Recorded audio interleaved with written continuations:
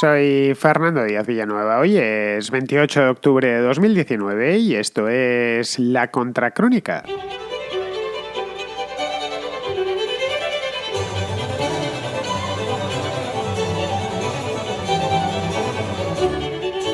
El domingo pasado, día 20 de octubre, hubo elecciones presidenciales y legislativas en Bolivia. Vamos, lo que viene siendo unas elecciones generales. Tras el primer escrutinio rápido, realizado horas después de que se cerrasen los colegios electorales, se adjudicó la victoria a Evo Morales. Y no una victoria parcial, que es lo que terminó siendo, sino una victoria absoluta, ya que Morales, a raíz de esa victoria absoluta, es decir, superaría el 50% de los votos, no tendría que pasar a segunda vuelta y sería proclamado presidente en el acto, sin más trámites. Bien, la oposición no aceptó el veredicto de este recuento rápido que se había hecho al principio y se echó automáticamente a la calle, en La Paz y en otras ciudades bolivianas, para protestar por lo que decían que era un recuento fraudulento. El escrutinio en Bolivia es muy lento, bastante, de hecho, por lo menos para los estándares, por ejemplo, en España, donde sabemos los resultados de las elecciones.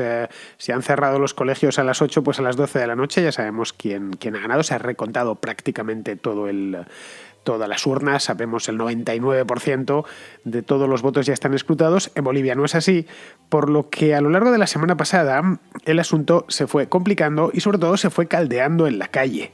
Desde el lunes se extendieron las protestas por toda Bolivia, lo que llevó a ciertas organizaciones internacionales como la Organización de Estados Americanos, la OEA, o la Unión Europea también, países individualmente, ese fue el caso de Brasil o el caso de los Estados Unidos, a pedir una segunda vuelta, a pedir formalidad a las autoridades electorales de Bolivia y una segunda vuelta. Otros países como Brasil, fue el caso más claro, directamente dijeron que su intención era no reconocer los resultados de las elecciones si no se realizaba una segunda vuelta. No olvidemos que Brasil es un país vecino, comparte una frontera de muchos miles de kilómetros con Bolivia.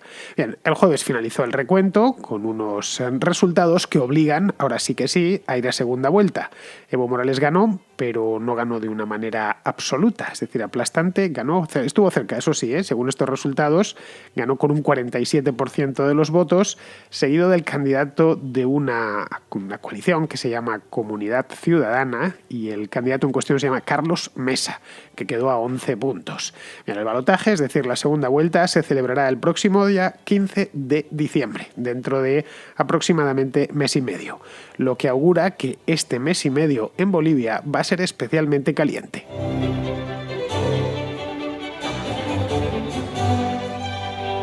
Creo que todos sabíamos o sospechábamos que las elecciones en Bolivia iban a dar mucho que hablar. Y dieron que hablar antes, dieron que hablar durante y han dado que hablar después. Pero tan después que pocas horas después de que se hubiesen cerrado los colegios electorales ya estaban dando que hablar, ya estaban en todas las agencias. Yo lo estuve viendo, tenía otros temas que tratar la semana pasada, que además solo pude hacer 2 programas y por lo tanto lo he tenido que dejar para más adelante. El jueves pasado, el viernes concretamente, ya el asunto había quedado más o menos encaminado. Pero el martes, que fue el último día que hice programa la semana pasada, aún estaba la cosa revuelta y no se sabía muy bien por dónde iba a salir. Os decía hace un momento que esto empezó mal, el refrán ya se sabe, lo que mal empieza mal acaba, pues esto empezó mal y empezó mal hace ya pues más de 3 años. Es decir, que Evo Morales nunca se debió presentar a estas elecciones, porque para hacerlo tuvo que retorcer la ley y la voluntad popular.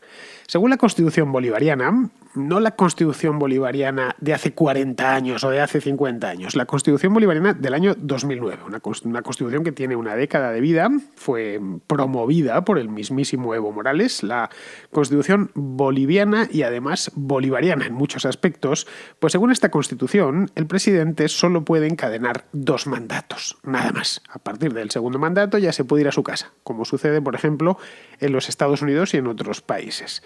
Morales ha ganado las elecciones del año 2005, que fueron las que le llevaron al poder, las de diciembre de aquel año, luego las de 2009 y las de 2014. Ha ganado 3 elecciones. La primera obviamente no contaba en este cómputo por razones obvias, y es porque se había celebrado antes de que se aprobase la nueva Constitución en el año 2009, pero las otras dos sí, las de las elecciones del año 2009, de ese mismo año de la Constitución, y las del año 2014, es decir, de hace solo 5 años. Pero Evo Morales quería seguir presentándose, a pesar de que hacerlo suponía violentar el espíritu y la letra de la Constitución. De modo que, a pesar de que había cubierto sobradamente su ciclo presidencial, incluso se había regalado un mandato extra, el primero de ellos, el que va de 2004 a 2009, insistió en que él quería volver a presentarse.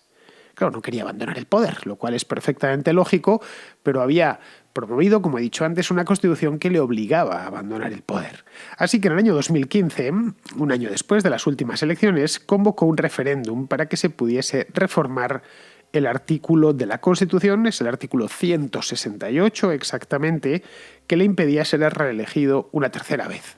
Esto, que ha pasado ya tiempo, han pasado pues de esto va para 5 años, ¿no? Que empezó a mover esto Evo Morales, que quería volverse a presentar y que para eso tenía que cambiar la Constitución.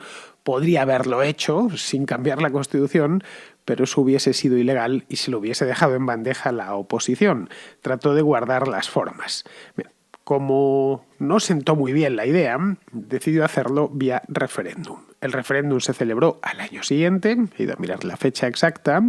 Fue exactamente, aquí la tengo apuntada, el 21 de febrero del año 2016, unos meses después de que él empezase a enredar con esto de que se quería volver a presentar. Bien, un referéndum constitucional en Bolivia, yo lo recuerdo a la perfección, con una campaña que se vivió pues muy a fondo por parte de los bolivianos y por parte sobre todo del propio Evo Morales. Y en algunos aspectos contra pronóstico salió que no, es decir, que los bolivianos no querían que el presidente se volviese a presentar, que se respetase la Constitución tal y como había sido parida pues 2016, 7 años antes, en el año 2009. En concreto fue el 51,3% de los bolivianos, de los que votaron por lo menos, lo hicieron contra la pretensión presidencial. Dijeron que no, por resumirlo mucho. ¿Qué hizo Morales en aquel momento? Podría habérsela envainado, poco lo que le sucedió a Correa en Ecuador y haberlo dejado allí, haber formado un sucesor. Tiempo ha tenido, ojo, estamos hablando de que este referéndum va a hacer 4 años que se celebró, ahora en el mes de febrero del año próximo, y podía haber perfectamente recogido sus cosas, haber preparado una transición lenta, en 4 años o en 3 años y 10 meses da para muchísimo, pero no, lo que hizo fue básicamente oídos sordos a este referéndum como si nunca hubiera existido y se llevó a la justicia la reforma constitucional, que después de pensárselo mucho, pero bastante, porque tardó casi 2 años en dictaminar lo que había que hacer, pues sí, casi 2 años más tarde dictaminó que Morales podía presentarse a estas elecciones, a las de 2019, las que se acaban de celebrar, sin ningún problema. El Tribunal Supremo, que es a la instancia judicial a la que acudió, es la Suprema, como dice su nombre, en Bolivia, a la que acudió Morales, no modificó la Constitución, no por nada, sino porque modificar la Constitución no está entre los cometidos, entre las funciones del Tribunal Supremo de Bolivia, y lo que hizo fue limitarse a decir que a pesar de lo que dice la Carta Magna, que queda claro en el artículo 168, el cargo de presidente no tiene por qué sufrir límites, por qué padecer límites en los mandatos. Fue una cosa seria. En aquel momento hice un programa, de esto fue a finales de 2017, hace ya 2 años aproximadamente que hice ese programa, y ocasionó cierto estupor entre los bolivianos. Bueno, entonces, ¿para qué nos han llamado a votar? Primero tuvimos esta Constitución, que a todos nos pareció muy bien, empezando por el propio presidente, luego al propio presidente no le interesa, se dedica a remover durante casi 2 años esto para volverse a presentar.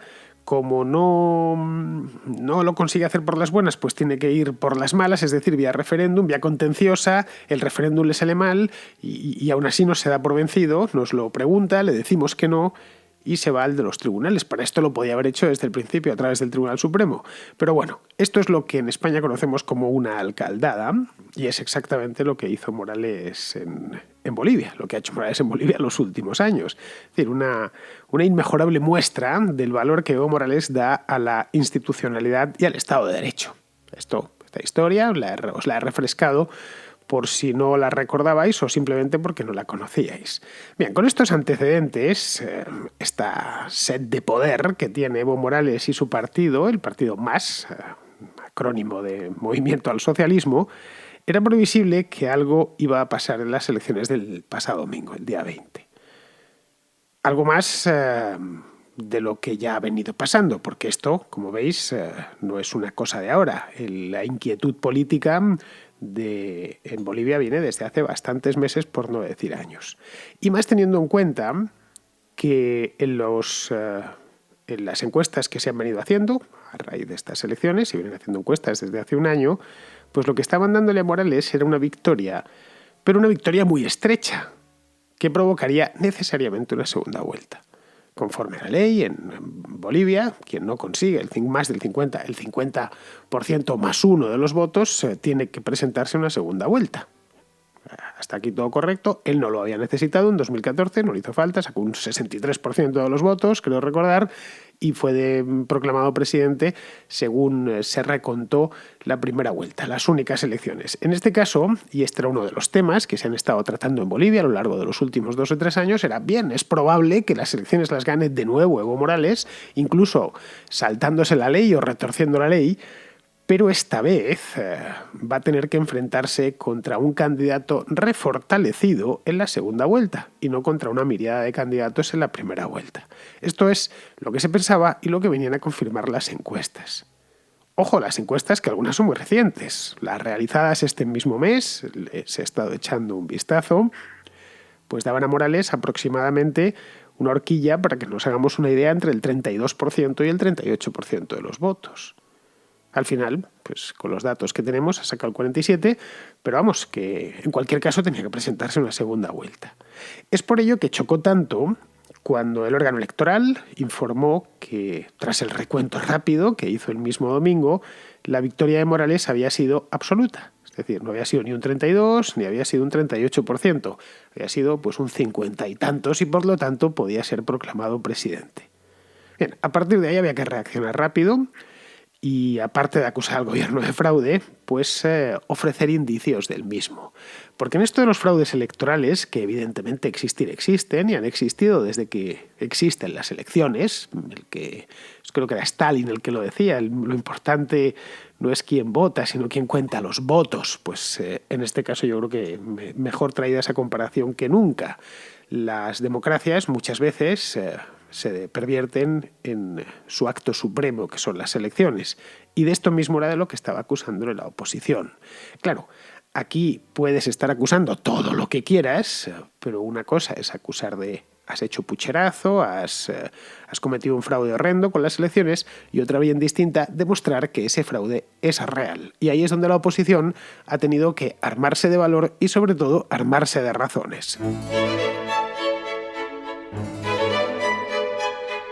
Las primeras pruebas, esto tendremos que ponerlo obviamente entre comillas, en aflorar, fueron unas fotografías en las que se veían cajas llenas, cajas de votos llenas, que estaban guardadas en domicilios particulares.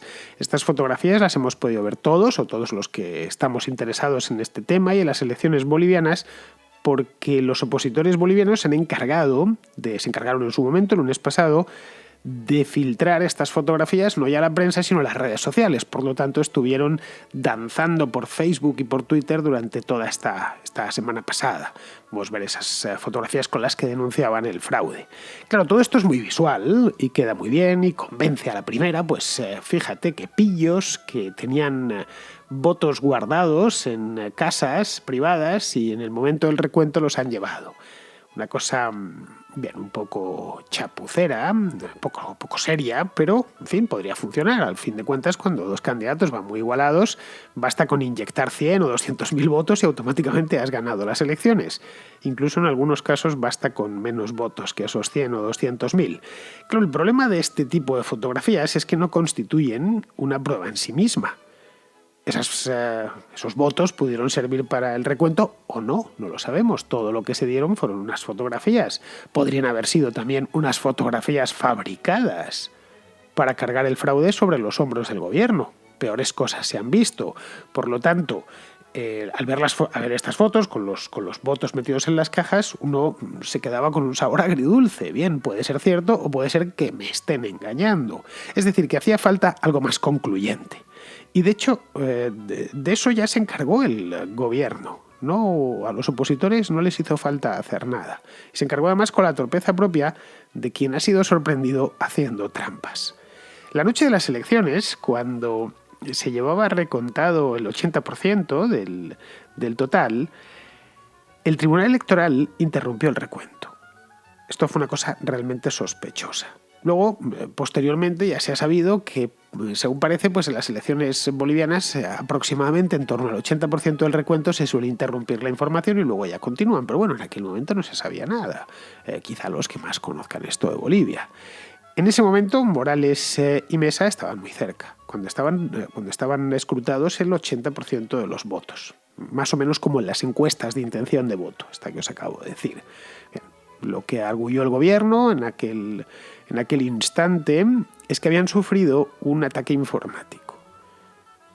Y dejaron al país, claro, en vilo, dando pie de paso a que las sospechas de fraude pues, se recorrieran como la pólvora toda Bolivia. Y esto es lo que pudimos ver especialmente a partir del martes, el martes y el miércoles. Y ahí fue donde entró la Organización de Estados Americanos pidiendo cuentas sobre el recuento y ya a partir de ahí arreciaron las protestas. Es decir, el asunto se internacionalizó.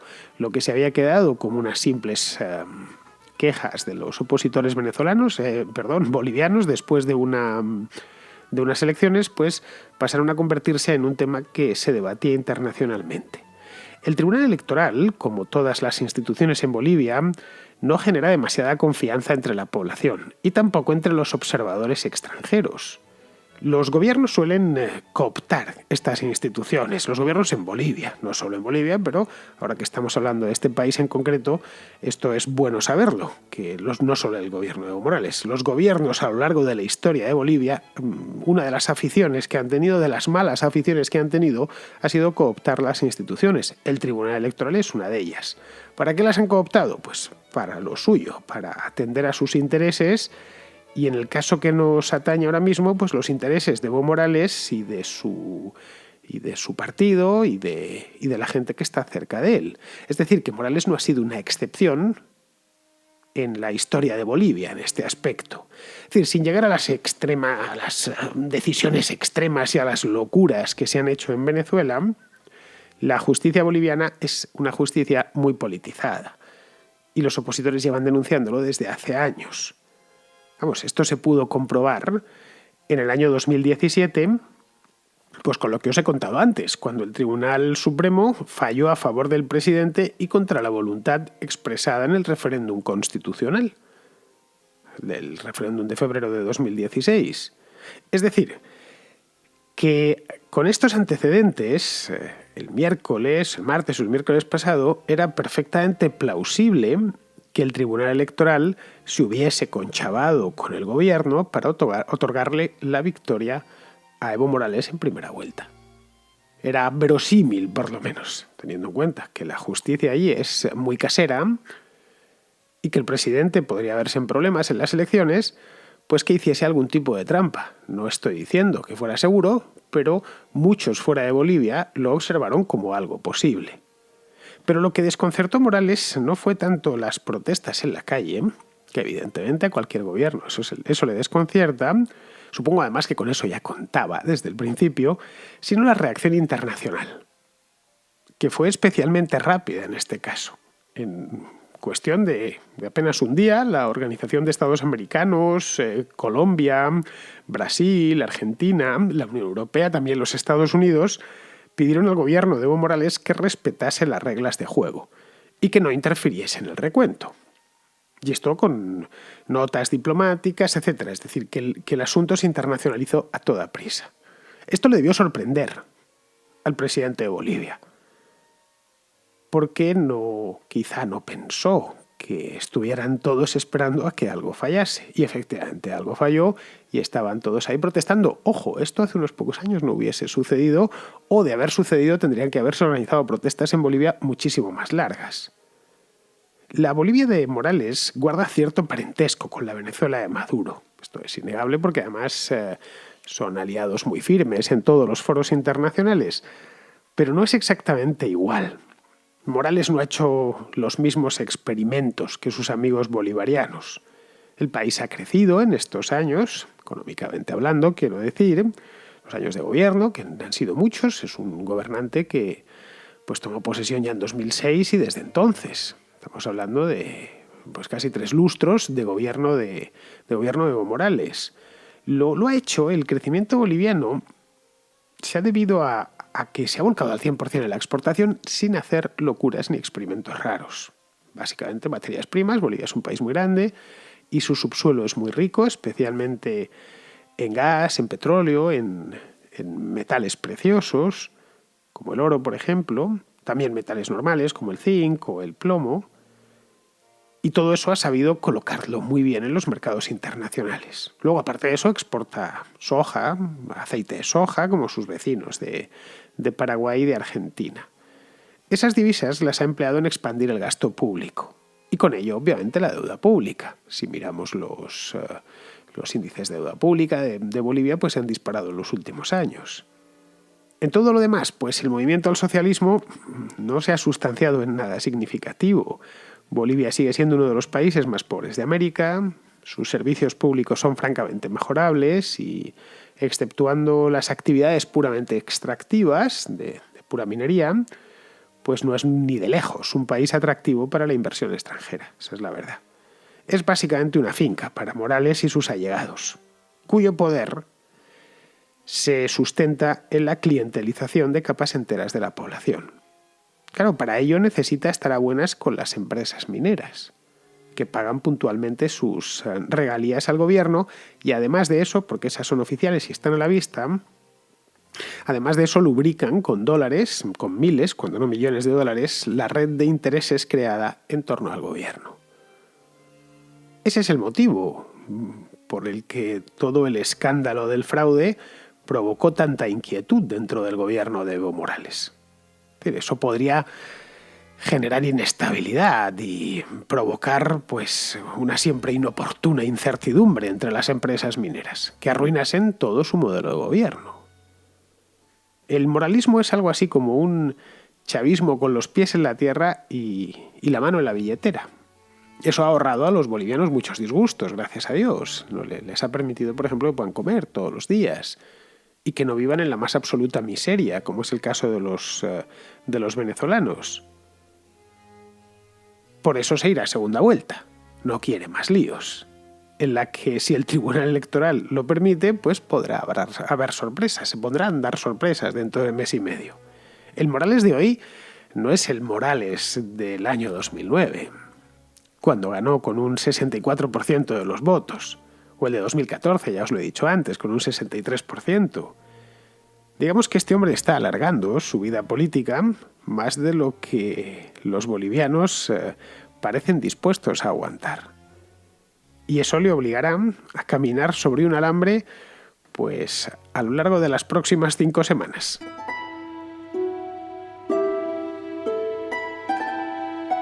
Vamos con los oyentes porque se me han acumulado muchísimas llamadas estos días. No pude hacer programa, como bien sabéis, ni el miércoles ni el jueves y bueno, me siguieron entrando mensajes, lo cual agradezco y tengo que ir dándoles salida pues lo más rápido que pueda. Eso sí, atendiendo a todos como se merecen.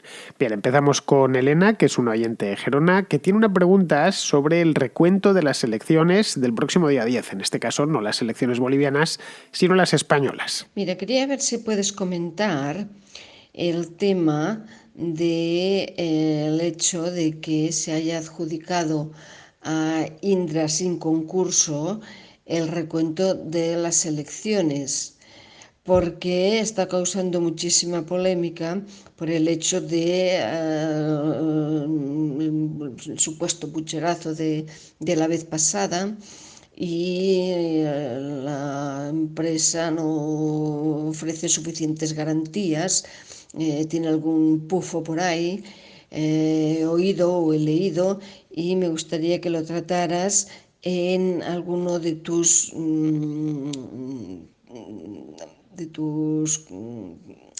debates. Muchas gracias. Pues sí, Elena, lo leí, esto de Indra y de toda la infraestructura para el recuento, lo leí el otro día en la información, creo recordar. Y no, un poco más, leí el teletipo que se había adjudicado a Indra el escrutinio, al parecer empleando el procedimiento urgencia. Desconozco la razón, si te soy sincero, supongo que porque no tenían tiempo para realizar el concurso, con solo 2 meses o mes y medio de antelación. Pero vamos, en España el fraude electoral es muy complicado, ¿eh? Los resultados van por 2 vías. Hay una que es la rápida, la que conocemos todos, que es la digital. Los resultados de las mesas los carga Indra en un servidor y de ahí lo toma el gobierno, que es con lo que informa a los medios de comunicación y nos enteramos todos. Y luego está la segunda, que es analógica, y es que tras el recuento manual y público cualquiera puede asistir al recuento de una mesa, no tienes más que informar a las autoridades allí presentes que te quieres quedar. Evidentemente no puedes participar en el recuento, pero sí verlo, ya digo, cualquiera. Puedes hacerlo tú misma en Gerona el día 10 sin problemas, pues cuando se termina el recuento se rellena un acta que el presidente de la mesa ha entregado junto con los votos a la Junta Electoral. También se entregan los votos nulos y todo. Bien, eso sigue ahí y puede reclamarse si hay dudas. Por lo tanto, quien sospeche o tenga, ya digo, sospechas fundadas de que ha habido fraude en alguna mesa no tiene más que impugnarla y automáticamente se abre el procedimiento pertinente y se puede ir a los votos físicos. Bien, seguimos con Daniel, un oyente de Argentina que ha estado votando hoy, lógicamente, en las elecciones de su país y nos cuenta lo siguiente a modo de conclusión sobre el macrismo. Acabo de venir de votar y quería dar mi opinión, si es que las elecciones terminan como todos sabemos, sobre lo que fue el gobierno de Mauricio Macri, un poco. Para mí fue un gobierno errático, soberbio en algunas cosas. Me acuerdo yo cuando quiso meter a 2 jueces de la Corte Suprema por decreto y dieron marcha atrás cuando se dieron cuenta de creo yo, de la ridiculez que estaban cometiendo, de la estupidez. Y bueno, quisieron mejorar un poco las instituciones y si bien tuvieron algunos aciertos como el tema de los aviones, en todo lo demás de lo económico, más o menos la verdad estamos viendo los resultados. Y bueno, eso, también no quiso impulsar algunas reformas por no hacer algunos acuerdos con la oposición, directamente no quiso, por más que sea el peronismo, no quiso hacer algunos acuerdos y tienes que hacer acuerdos con la oposición por más que no te agrade. Y es eso, para mí fue una oportunidad desperdiciada y vamos a ver cómo queda ahora la centroderecha en la opinión popular. Un saludo. A la hora que hago esto, Daniel, aún no se saben los resultados. Hay, como bien sabes, 4 horas de diferencia con Buenos Aires y todavía no se sabe nada. Vamos, mañana le dedicaré un programa a este tema, como es lógico, cuando disponga de más información. Pero vamos, todo indica, por lo que estoy viendo ahora mismo en los periódicos, que ganará Alberto Fernández. Bien, vamos a continuar. Vamos ahora con Ramón de Pamplona, que tiene un comentario sobre las manifestaciones, la cadena de manifestaciones que ha habido últimamente en Sudamérica. ¿Tú crees que todos estos levantamientos de los últimos 2 años, año y medio, en Latinoamérica, en Sudamérica, pueden tener alguna relación con Estados Unidos, con Rusia y con China? Sí o sí. Es que yo le doy vueltas y no le encuentro otra explicación. De repente, la sucesión de levantamientos, como en la primavera árabe, en aquellos gobiernos proamericanos como puede ser el de Lenín Moreno o el de Chile, ahora pasan estas cosas, curiosamente a la vez, se habla de agentes infiltrados de Maduro, cosa que es mucho suponer, porque eso es suponerle mucha inteligencia a Maduro, y viceversa, vamos, cuando Guaidó se levantó contra Maduro, etcétera, etcétera, todos estos gobiernos de AMLO, etcétera, etcétera. ¿Es Sudamérica y Latinoamérica un patio de pruebas como lo fueron África y algunos otros lugares del mundo ahora mismo para esa batalla en las sombras entre Estados Unidos, China y Rusia? ¿O es una fantasía conspiranoica mía? Venga, gracias, un saludo, hasta luego. Bueno, Ramón, yo no creo que haya ninguna relación entre lo que pasó en Chile la semana pasada y la primavera árabe, que es de hace casi 10 años, pero bueno, lo has metido todo en el mismo saco.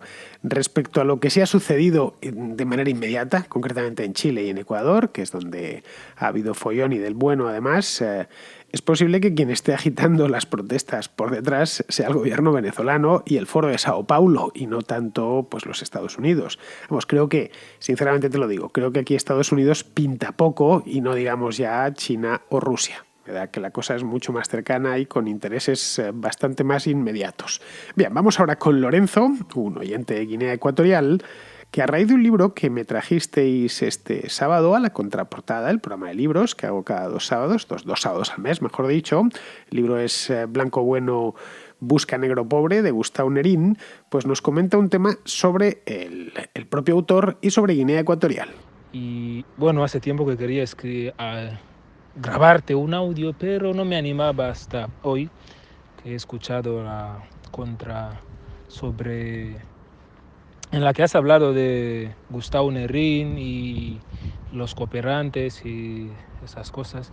Y el señor Nerín le he conocido en persona hace unos años, cuando yo iba al instituto, no hace tanto. Sí, también estuve mucho tiempo en el Centro Cultural Español de Bata, en Guinea Ecuatorial, hasta llegué a trabajar ahí durante un tiempo y era un lugar muy interesante y muy lucrativo, seamos sinceros. Y la verdad es que los cooperantes, bueno, muchos ayudan, hacen mucho, llegan, pero o sea, no tanto como para, bueno, de todos, no tanto como para sacar a un país hacia adelante, eso no lo creo, pero de todos modos, Guinea Ecuatorial no es un país que necesite cooperantes, somos un país al que le va, no como a un país europeo, claramente, pero más o menos nos va bien. Y bueno, ahora no tanto, porque como el país solo vive del petróleo y el petróleo está pues, como está, la cosa no va tan bien. Pero bueno, quería felicitarte y pedirte si puedes hacer una contrahistoria sobre la descolonización de Guinea Ecuatorial. Lo que era curioso es que yo conocí al señor Nerín en persona, hablé con él varias veces y fui a varias de sus conferencias y charlas. Y creo que es la persona que más sabe de historia de Guinea Ecuatorial, o al menos que yo haya conocido, porque ni en Guinea Ecuatorial prácticamente se da historia de Guinea Ecuatorial en la escuela. Es muy rara esa situación. Y él decía que en España es imposible ver a un niño que no reconozca la voz de Franco, y en Guinea nadie conoce la voz de Macías, o más unos. O sea, Macías es el primer presidente que tuvimos, un sátrapa, un dictador. Sí, pues hablar de él es casi como delito, está mal visto, es peligroso y bueno, nada, y ya está. Y también, bueno, a ver si hago un poco de publicidad a Guinea Ecuatorial, que casi nadie le conoce fuera de África. Y yo, no sé, estoy muy en las redes sociales, conozco a muchos latinos por internet y tal, pero todo el mundo se sorprende. Ay, español en África es muy raro para ellos. Bueno, ya creo que estoy saliendo de los 2 minutos. Gracias por todo y espero que puedas escuchar esto.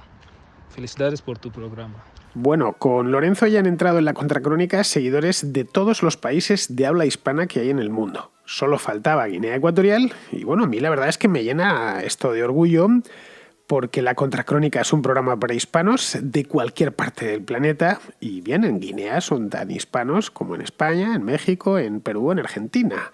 Pero los pobres, bueno, están algo aislados en el África ecuatorial. Respecto a lo que me comentas de Guinea y su independencia, mira, Lorenzo, hice un contracorte hace un par de meses, a principios de septiembre, si mal no recuerdo, sobre este mismo tema de por qué y cuándo se independizó Guinea Ecuatorial, que fue en el año 1968. Hice otro sobre Guinea también, hace cosa un año, sobre el impacto que ha tenido el petróleo en el país. El impacto no ha sido del todo bueno, es decir, cómo ha enriquecido a una pequeña élite y cómo está financiando básicamente infraestructuras, muchas de ellas completamente innecesarias. Entre ellas incluso una nueva capital que se llamará Ciudad de la Paz, ese es su nombre por lo menos ahora, empezó llamándose Oyalá al principio y después decidieron cambiarle, o bien decidió cambiarle el nombre, y la están construyendo en la región continental de Río Muni. pero no en la costa, como Bata, sino en el interior, en plena selva. Pero vamos, Lorenzo, yo estoy encantado de hablar de Guinea Ecuatorial aquí en La Contra, porque además es, según me han contado, yo nunca he estado allí, un país de una belleza arrebatadora, aunque eso sí, con un clima no muy apto para los peninsulares como yo. Eso también me lo han contado. Muy bien, pues vamos a ir terminando ya, vamos con Pizarro, que lo dejamos pues la semana pasada y lo dejamos en el asunto este del Chapo Guzmán, o mejor dicho, el hijo del Chapo Guzmán en Sinaloa. Si las fuerzas del orden mexicanas detienen a un narcotraficante y acto seguido deciden ponerle en libertad, entonces se plantea una cuestión muy interesante acerca de los males mayores y de las obligaciones del Estado. Soltar a Ovidio evitó una batalla aún más cruenta y con más víctimas, a cambio de reconocer la falta de control y autoridad por parte del Estado en parte del Estado.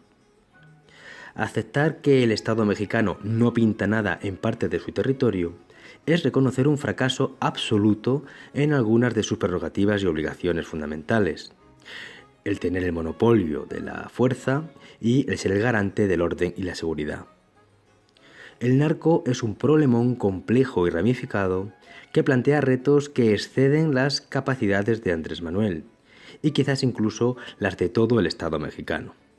Ahora bien, las premisas de abrazos entre mexicanos antes o en vez de que haya justicia y la de la suspensión de la autoridad si nos disparan son dos buenas formas de transformar un problemón insufrible en otro inaceptable, en el que al dolor y la desesperación hay que añadir el abandono, el asco y la vergüenza. Un cordial saludo de Pizarro. Pues hasta aquí ha llegado la contracrónica de hoy, lunes 28 de octubre, queridos amigos. Ya sabéis, mañana será martes 29 y yo estaré aquí para contarlo. Solo espero que estéis vosotros en el otro lado para escucharlo. Así que hasta mañana, amigos.